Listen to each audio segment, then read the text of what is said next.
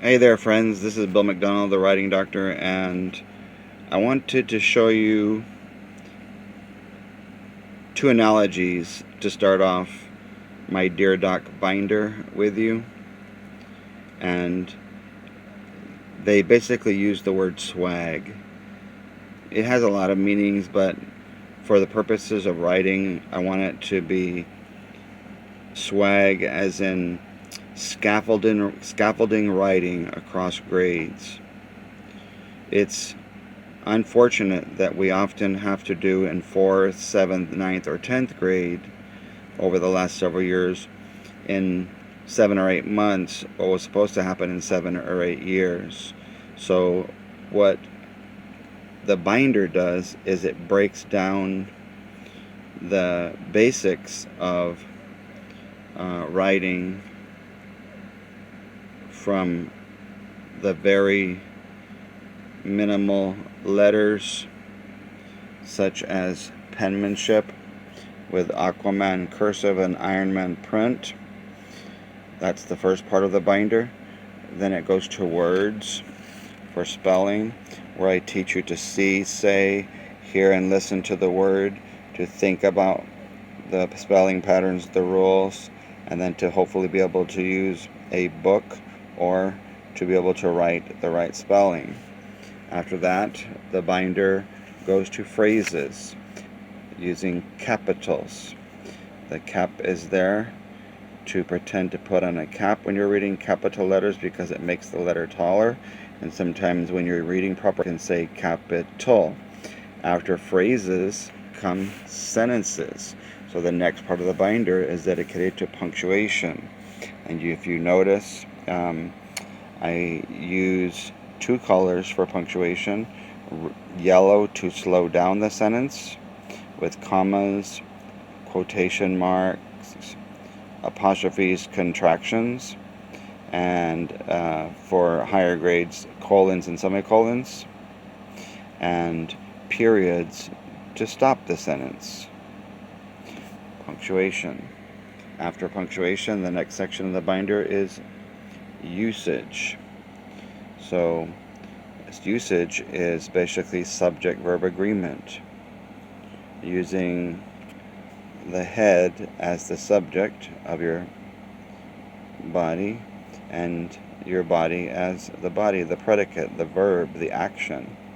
And so with usage, I'm going to be showing you how to do two MJs, that when you look at the sentence that's being asked about, you either do the Michael Jackson moonwalk, go backwards to the previous sentence to check it, or the MJ Fox Back to the Future to check the following sentence. And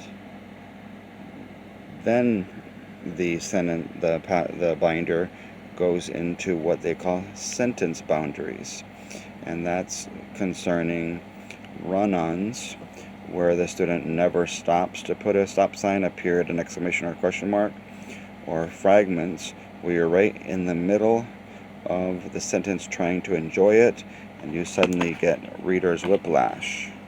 Okay. The next sentence of basics is O for off-limit words, and it says stop using words that are too high for you or too low for you. And so this is the first 250 pages or so of the binder, where I break it down and I scaffold it, and so we can also call that supporting writing across grade levels. For you that won't be able to remember all of those things, here is U.S. C.O.P.S written here in order. And again, like I said, I take this binder from letters, penmanship, to words, spelling, to phrases, capitalization, sentences, punctuation, red and yellow punctuation, to sentence boundaries, to usage, subject-verb agreement, then to sentence boundaries, knowing when to stop and start a sentence instead of giving the reader whiplash, and then the beginning of revising, which teaches you to remove vocabulary that is too vague or not appropriate to the meaning or the content, to take it out and replace it to put something else in that's more specific or more appropriate. So if your students in pre-K, kinder, first, second, and third can go as far as possible in this is over 20 points that the students can earn when they get to 4th grade. So I want to share an analogy with you guys. If we don't teach these things before 4th grade, I want you to look at these two bowls. The red bowl here represents every student and what he's learned or she's learned from pre-K all the way to 3rd grade. The blue bowl is solid, has a firm foundation, and it's what he learns in 4th grade. The problem is a student going into 4th grade not being taught all of those things from C.O.P.P.S would be like placing this colander inside the bowl, and if I pour water into it, it's not going to stay. Well, all of the things that were mentioned in C.O.P.P.S are the basics of writing, and so if your kids don't have the basics, they're not going to have a strong foundation, so they're going to be looking not like solid bowls when they get to 4th grade. They're going to look more like colanders. And we need to begin to allow the teachers in our lower grades to use the first 200. I'm going to show you where word choices start. It's going to be in the 200s, like I mentioned. There's some word choices there. We have funerals for off-limit vocabulary that we're going to try and get rid of. We're even going to write eulogies right out of contract. And so words goes all the way to, looking to see exactly how far it is. The last page that covers words is 267. So for the first, basically half of this binder, you'll be able to work with your students on all of those letters of C.O.P.P.S. Usage, sentence boundary, capitalization, off-limit words, punctuation, penmanship, and spelling. Okay? Let me close by sharing another analogy with you. There's a pyramid on page 4 of the binder, the digital or the hard copy, and it has the word rigorous at the top. Okay? And we want to make gains, and sometimes whenever it's late in the year, we have to make 1 or 2 students gain per week or per month instead of having the entire year to be able to do well. Well, if you can imagine for a second, if writing was a pyramid and being able to write entire essays and paragraphs was at the top of the pyramid, then without teaching your students how to read first and understand what the process of writing is, if you don't teach them how to speak before they learn how to write, if you don't teach them what I call the floor level, the foundation level, visual, auditory, kinesthetic. Think about it like this: if the floor is dirty, you don't sweep it, you vacuum it. Another V that I often throw in there is verbal, because once you visualize something, you're going to verbalize it.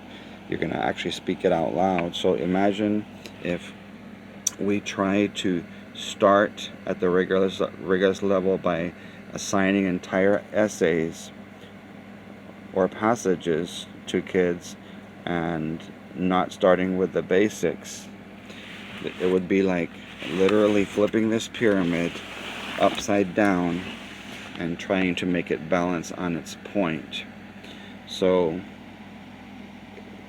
I want to make sure that you understand that yes, students need to write entire essays in April when it comes to 4th, 7th, 9th, and 10th grade.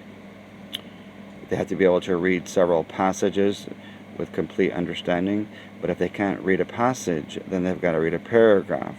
If they can't read the paragraph and respond to the writing mistakes, then they'll have to look at phrases or sentences. For kids who are not on the sentence level, then you've got to start with words with capitalization. And like I mentioned in the SWAG, scaffolding writing, you may have to start at the letter level with penmanship. Keep in mind that words we mentioned was also spelling, taking pictures of each word, and sometimes instead of taking whole pictures, we need to take a picture of one letter at a time instead of the whole word, because some many kids, if you give them one word to the left on a correct document, they have a very difficult time writing that same word to the right only a few inches over. If you have to work on letters, too many letters that are lowercase, G, J, P, Q, and Y, we're not teaching the kids to put those letters halfway under the line. And so if you think about it visually, a lowercase p and y completely above the line make those letters look like capitals. So in my next lesson, I'm going to focus on the very basics of penmanship, and even talking many times throughout the book about how to do things in picture form to help kids who struggle even with reading letters. So that's why I call my binder, as you saw, Dear Doc, the daily editing and revising and reading of development, organization, and conventions content, ELAR and writing binder. Penmanship, grammar, editing, revising, reading, and essay practice for students needing writing band-aids, but in more likely cases, surgery. And there's the writing doctor with his ER, emergency room of editing and revising practice. And this blue part here is scaffolded, where you're going to be taking kids that are visual, auditory, and kinesthetic learners from the letter, word, and sentence level to the paragraph, essay, and passage level. So I hope you enjoy the series for both the binder and the lesson plans.